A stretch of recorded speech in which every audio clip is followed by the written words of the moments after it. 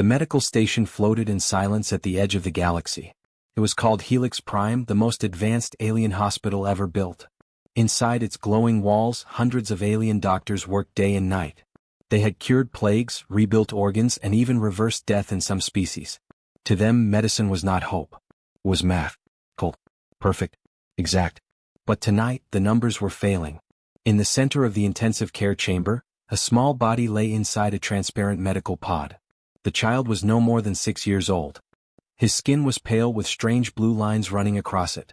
Tubes and lights surrounded him, blinking slowly, like they were already tired. He was an orphan. No family. No clan. No species willing to claim him. Above the pod, a large holographic screen showed red symbols. Heart rate unstable. Neural decay increasing. Survival chance, 2.7%. A tall alien doctor stepped forward. His voice was calm, emotionless. "Vital systems are collapsing," he said. "We have exhausted all approved procedures." Another doctor nodded. "The child's biology is unstable. He does not fit any known medical model." They all knew what that meant. The senior physician raised one long finger and tapped the console. A single word appeared on the screen, glowing white. Hopeless. That word was not emotional. It was official. Once declared, treatment stopped. Resources were redirected. Time was no longer wasted. One by one, the alien doctors turned away from the pod. Their robes made soft sounds as they walked out of the chamber. The lights dimmed automatically. Machines slowed. The countdown to shut down quietly began. The child did not move. No one stayed behind. No one. Except one. At the entrance of the chamber, a human woman stood completely still. Her name was Sarah. She did not wear a uniform. No glowing badge. No alien symbols.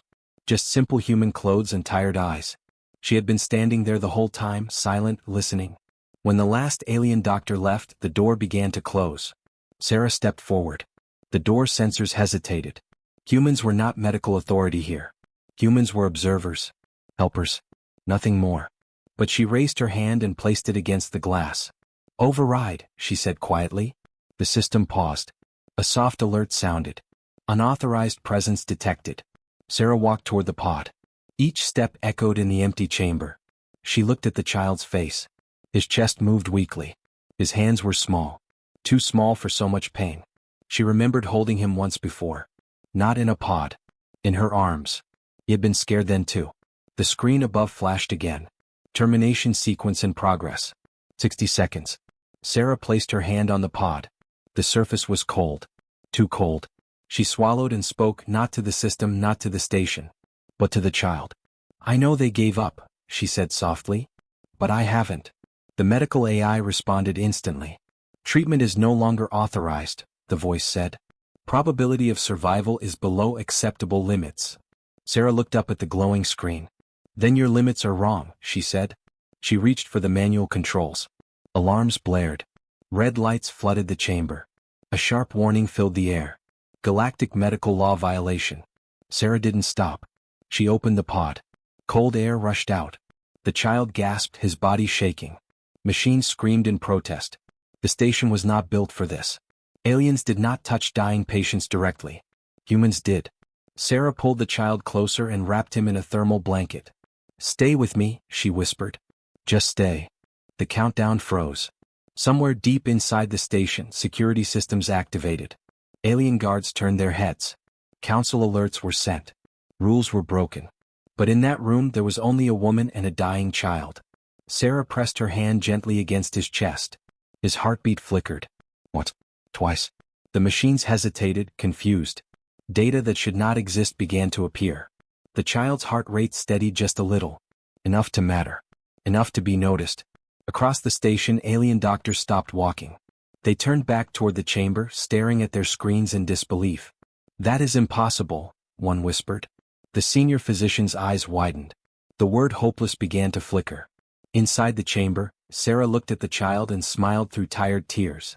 She leaned close and spoke the words that would echo through the galaxy. "Not today." The alarms did not stop. Red lights flashed across Helix Prime's medical station, echoing through its long silver halls. The sound was sharp and cold, the kind that meant only one thing in alien space. A rule had been broken. Inside the intensive care chamber, Sarah stood still, holding the child close to her chest. The thermal blanket wrapped around his small body glowed faintly as it worked to keep him warm. His breathing was shallow, but it was there. That alone felt like a miracle. Above them, the medical screen flickered wildly. Vital signs unstable. Unknown biological response detected. Manual human contact. Not recommended. The station's artificial intelligence spoke again, louder this time. Human Sarah Collins, it said. You are in violation of Galactic Medical Law Code 7. Step away from the patient immediately. Sarah did not look up. She adjusted her grip on the child and whispered, I'm right here. The child's fingers moved slightly, tightening around the fabric of her sleeve. That movement sent another wave of alerts through the system. In a nearby observation hall, a group of alien doctors had stopped in their tracks. They stared at the floating data panels in disbelief. The child's heart rate is increasing, one doctor said slowly. That is not possible, another replied. No approved treatment is active. The senior physician stepped forward, his eyes narrowing as he studied the data. It is the human, he said. She is interfering. They all knew the rules. Alien medicine followed precision. Every action was approved by probability, efficiency, and survival thresholds. If a life dropped below the minimum chance, treatment ended. It was logical. Necessary. Humans did not follow those rules. In the chamber, Sarah gently placed the child back inside the open pod, keeping one hand on his chest. The machines resisted at first, their lights flashing in warning. Slowly, reluctantly they adjusted. The countdown to termination did not restart. Instead, a new message appeared. Status, undefined. Sarah exhaled slowly. She knew this moment would not last. Footsteps echoed outside the chamber. Heavy. Metallic. Security guards. The door slid open and two tall alien enforcers entered, their armor reflecting the red emergency lights. Their weapons were not raised, but their presence filled the room with pressure. Human, one of them said. Step away. Sarah finally looked up. You can see he's still alive, she said calmly. Your own systems say so. Alive is not the same as savable, the guard replied. Sarah stood between them and the pod. He's a child, she said. Not a failed experiment. That word, experiment, caused a ripple of discomfort among the aliens. It was true, but it was not spoken often. Behind the guards, the senior physician entered the room. His voice was controlled, but there was tension in it. You do not understand, he said. This child's body is unstable because it was never meant to exist. Multiple species genetics. Conflicting systems. He is suffering. Sarah shook her head. Suffering doesn't mean surrender, she replied. The doctor tilted his head. To continue is cruel. Sarah looked down at the child's face. His eyes were closed, his expression peaceful for the first time since she had arrived. Letting go when it's hard, she said softly. That's easy. For a moment no one spoke. Then the medical screen changed again. Neural activity increasing. Immune response adapting. Unknown resilience factor detected. The room went silent. The senior physician stared at the data. This has no explanation, he said. Sarah did not smile. She did not celebrate. This is the explanation, she said. Humans stay. The station AI interrupted again. Council review in progress, it announced. All actions are being recorded. Across the galaxy, members of the Galactic Medical Council began to watch the live feed. Powerful beings from dozens of species leaned forward in their seats, eyes fixed on the human woman, and the child declared hopeless. This violates centuries of protocol, one council member said. Yes, another replied. But the child is responding. Inside the chamber, the alarms finally softened. The red lights dimmed to orange. The machines recalibrated, adjusting to data they had never processed before. The child's breathing steadied. Sarah slowly removed her hand from his chest. The heartbeat did not fade. It continued on its own. The senior physician stepped closer to the pod, his voice lower now. What you are doing, he said, could change how medicine is practiced across the galaxy. Sarah met his gaze. Then it's about time, she answered. The doctor looked at the child again. At the living proof inside the pod. For the first time in his long career he hesitated. Continue monitoring, he said quietly. The guard stepped back. The rules had not changed. But they were bending. And the galaxy was watching. The emergency lights in the chamber faded completely. Soft white light replaced them, calm and quiet. The machines around the pod worked in silence now, adjusting to the child's changing condition. His breathing was still weak but steady. His heart beat slowly, but it beat. Sarah sat beside the pod on a simple metal chair. She had not moved for a long time. The senior alien physician stood near the doorway, watching her from a distance. He had spent centuries studying medicine. He had seen countless lives saved, and just as many released. Yet this moment felt different. "You should rest," he said. Sarah shook her head. "If I sleep," she replied, "I might not wake in time." The doctor studied her face. Humans aged quickly. Their bodies were fragile compared to most species. Yet there was something about them, something difficult to measure. "You risk punishment," he said. "Possibly exile." Sarah looked at the child. "I've lived with worse," she answered. The doctor paused. "Why?" he asked. Sarah was quiet for a moment. Then she spoke. "Because I know what it feels like," she said, "when the universe decides you are not worth saving." The doctor did not interrupt. She rested her hand against the pod's glass. "I grew up in human care zones," Sarah continued. "Overcrowded. Underfunded. If you were weak or different, you were ignored." She smiled faintly without joy. "Most systems are very efficient at letting people disappear." The child stirred slightly. A soft sound escaped his lips. Sarah leaned closer. "When I saw him," she whispered, "he looked just like I did once." The senior physician felt something unfamiliar tighten in his chest. Records scrolled silently across his vision. Human caregiver, Sarah Collins. Assigned abandoned cases, 43. Survivors, 12. Declared failures, 31. The numbers were not impressive. By alien standards, they were unacceptable. "Your success rate is low," the doctor said carefully.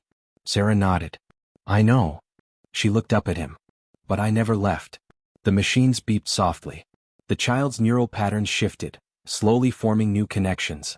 His body was learning. Adapting. "That is what confuses us," the doctor admitted. "Your methods do not follow logic." Sarah smiled gently. "They follow love," she said. The word hung in the air. Love. Alien languages had many translations for bonding, duty, reproduction, and loyalty. Love was inefficient, dangerous, impossible to calculate. And yet here it was.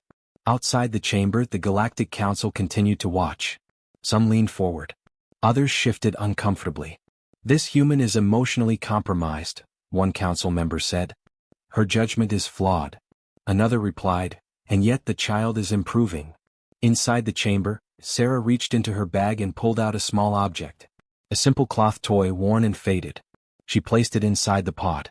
The sensors reacted instantly. Foreign object detected. Risk, unknown. But the child's fingers moved. Slowly, carefully he wrapped them around the toy. His heart rate increased just slightly. "Enough." The senior physician's eyes widened. "Impossible," he whispered. Sarah's voice was soft. "He needs to know he's not alone." The child's eyes fluttered open. Just for a moment. They were dark, filled with confusion and fear. Then they focused on Sarah. The machine spiked. Visual response confirmed, the AI announced. Sarah leaned closer, her voice steady. "You're safe," she said. "I'm here." The child's grip tightened. His heart stabilized. Across the station, data panels filled with alerts. Adaptive emotional response detected. Resilience factor increasing. The senior physician stepped back. "This is not medicine," he said quietly. Sarah met his gaze. "No," she replied. "This is humanity." The child's eyes closed again, but his breathing remained calm. The doctor turned away troubled. For the first time in his long life, he questioned the rules he had enforced without doubt. If this child survived, everything would change. If he died, the human would be blamed. Either way, the galaxy would remember this moment. Sarah sat back in her chair, exhaustion finally catching up with her. Her eyes stayed open, fixed on the pod. She would not leave. She never did. The calm did not last. A low, deep sound rolled through Helix Prime, different from the earlier alarms. It was slower, heavier, more serious. Sarah looked up at once. The senior physician stiffened. "That is not medical alert," he said quietly. "That is council authority." The air inside the chamber shifted. The walls glowed a darker shade of blue. A large hologram formed above the pod, stretching from floor to ceiling. The Galactic Medical Council had arrived. Dozens of alien figures appeared, their forms sharp and strange. Some were tall and thin, others wide and armored. Their eyes glowed with cold intelligence. At the center, the council speaker spoke. Human caregiver Sarah Collins, the voice echoed. You are charged with unlawful interference in a closed medical case. Sarah stood up slowly. I interfered to save a life, she said. That life was statistically unsalvageable, the speaker replied. You wasted resources and endangered station protocol. Sarah did not lower her eyes. You call it a waste, she said. I call it a child. A murmur spread through the council. The speaker raised a limb. Silence returned. Your emotional reasoning is irrelevant, the speaker continued. We will now decide whether treatment continues or ends. The machines around the pod beeped nervously. The child shifted as if he sensed the tension. The senior physician stepped forward. With respect, he said, the patient's condition has improved. Data panels appeared before the council. Heart rate stabilized. Neural growth detected. Survival probability, 12.4%. A number like that meant nothing to humans. To aliens it meant everything. This improvement is unexplained, one council member said. It is dangerous, another added. Unrepeatable. Sarah spoke again. It's repeatable, she said. If you let humans help. The chamber fell silent. Humans are inconsistent, the speaker replied. Your species ignores logic. Sarah nodded. Yes. She stepped closer to the pod. That's why we keep trying. The council speaker's eyes narrowed. Do you understand the consequence of your actions? It asked. If the child dies, responsibility will fall on you alone. Sarah placed her hand on the glass. I accept that, she said. The words shocked the chamber. The senior physician turned toward her sharply. You would carry full blame? He asked. Yes, she replied. Because he won't carry it. The child let out a small sound. Sarah smiled softly. One of the council members leaned forward. Why risk exile for a being not of your species? It asked. Sarah answered without hesitation. Because he needed someone, she said. And I was there. For the first time the council had no response. The speaker turned toward the senior physician. You will monitor this case, it said. Any further deviation will end treatment permanently. The hologram began to fade. But before it vanished completely, Sarah spoke one last time. If you end this, she said, you don't just lose him. The speaker paused. You lose what you could become. The chamber returned to silence. The machines resumed their steady rhythm. The senior physician exhaled slowly. You have placed us all at risk, he said. Sarah nodded. I know. He looked at the child. And yet, he admitted, the data supports you. Outside the chamber, alien doctors whispered among themselves. Their certainty was cracking. Inside, Sarah sat back down. Her hands trembled now. Fear finally reached her. But she stayed. The child's condition continued to stabilize. A new message appeared on the medical screen. Status, critical but holding. Sarah closed her eyes for just a moment. The galaxy had given her time. She would not waste it. Helix Prime changed after the council left. Not in its structure. Not in its machines. But in its silence. Alien doctors moved more slowly now. They spoke less. They watched more. Every screen showed the same patient, the child once marked hopeless. Inside the chamber, Sarah followed no alien protocol. She sat close. She spoke softly. She stayed. The senior physician observed from across the room. You are not applying any recognized treatment, he said. No chemical correction. No genetic stabilization. Sarah nodded. I know, she said. Then explain, he replied. Why is the child improving? Sarah looked at the pod. When humans face something broken, she said, we don't ask if it's perfect. She placed her hand against the glass. We ask if it's still fighting. The child's chest rose and fell.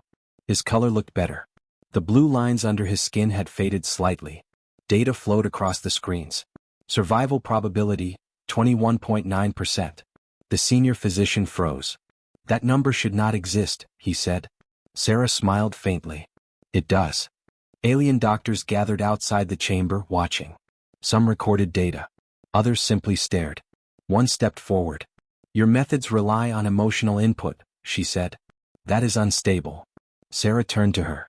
So is life, she replied. The child stirred again. His eyes opened. This time they stayed open. The machines reacted instantly. Consciousness confirmed, the AI announced. A ripple of shock moved through the room. The child looked around slowly, frightened. His breathing quickened. Sarah leaned closer. Hey, she said gently. It's okay. You're safe. He looked at her. Really looked. His heart rate spiked, then settled. Visual bond reinforced, the system reported. The senior physician's voice was low. He recognizes you, he said. Yes, Sarah replied. He trusts me. Trust. Another word alien medicine did not measure. The child reached out, his fingers brushing the glass. Sarah placed her hand against it. The readings climbed again. Survival probability, 34.6%. This is no longer coincidence, the senior physician said. Sarah finally looked tired. This is what humans do, she said. We stay close. We talk. We touch. She met his gaze. We remind them they matter. The alien doctor said nothing. He watched the data rewrite itself. Hours passed. The child's immune system began adapting, not rejecting the mixed biology, but balancing it. His body was learning, not collapsing. Adaptive integration detected, the AI announced. The chamber filled with quiet disbelief.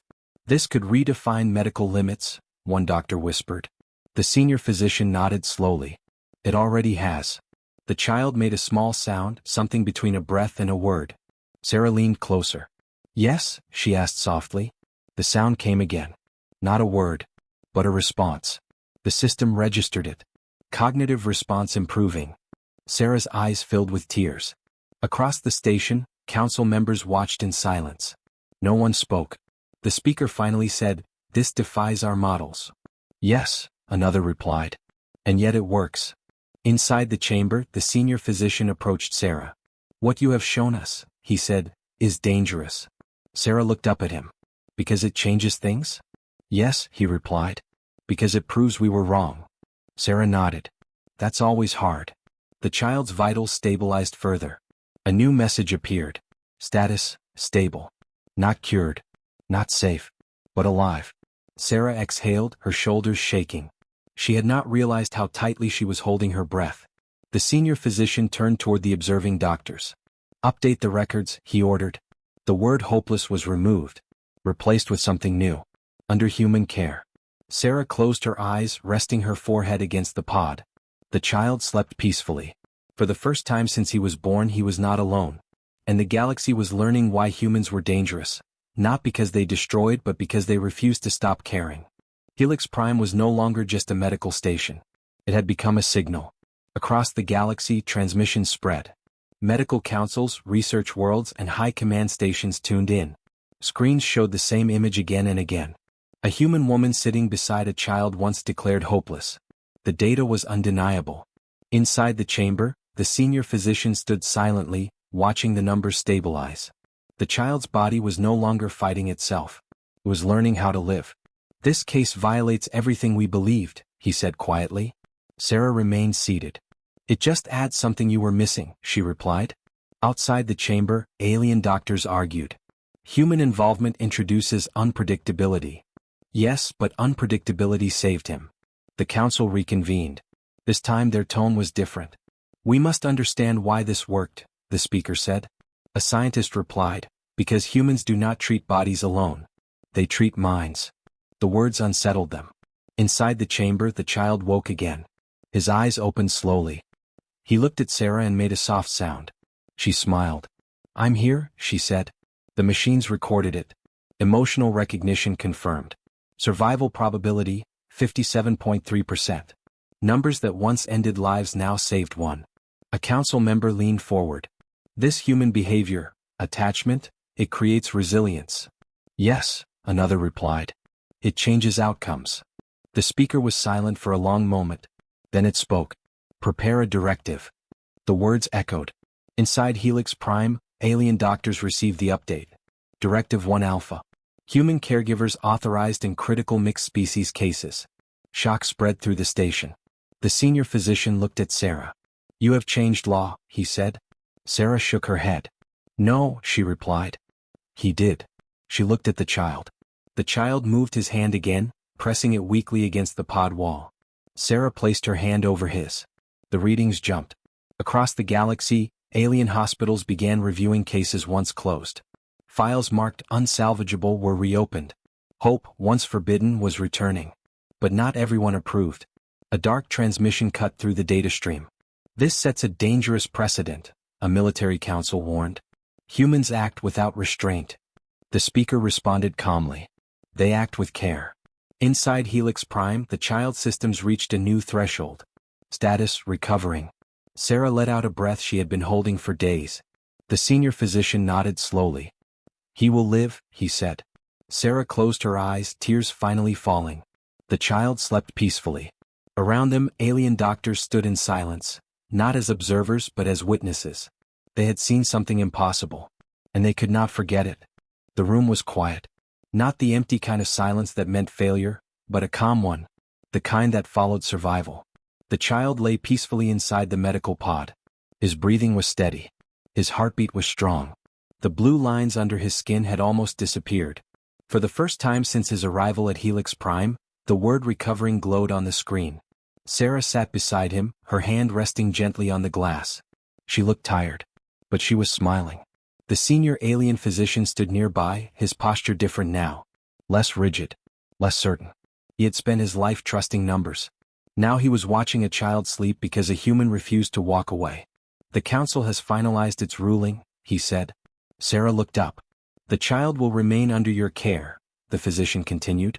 Not temporarily. Permanently. Sarah's breath caught. He's staying? She asked. Yes, the physician replied. With you. The child shifted slightly as if he understood. A small sound escaped his lips. Not a word, but a beginning. Sarah leaned closer. I'm here, she whispered. Always. Across the galaxy the ruling spread. Medical protocols changed. New training began. Alien doctors were required to observe human caregivers, not as assistants but as equals. The term hopeless was officially removed from galactic medical records. Replaced with something new. Under continued care. Inside Helix Prime, the senior physician addressed his staff. We believed perfection was the goal, he said. We were wrong. He looked at the child. Survival is. The child woke slowly. His eyes opened, calm and clear. He looked around, then at Sarah. This time he smiled. The machine spiked. Emotional response confirmed, the AI announced. Sarah laughed softly through tears. That's my boy, she said. The physician turned away, overwhelmed. He had seen the future of medicine. And it was human. Days passed. The child grew stronger. He learned to sit. To laugh. To reach for Sarah's hand without fear. Alien doctors watched in silence as something new formed before them. Not a miracle. A choice.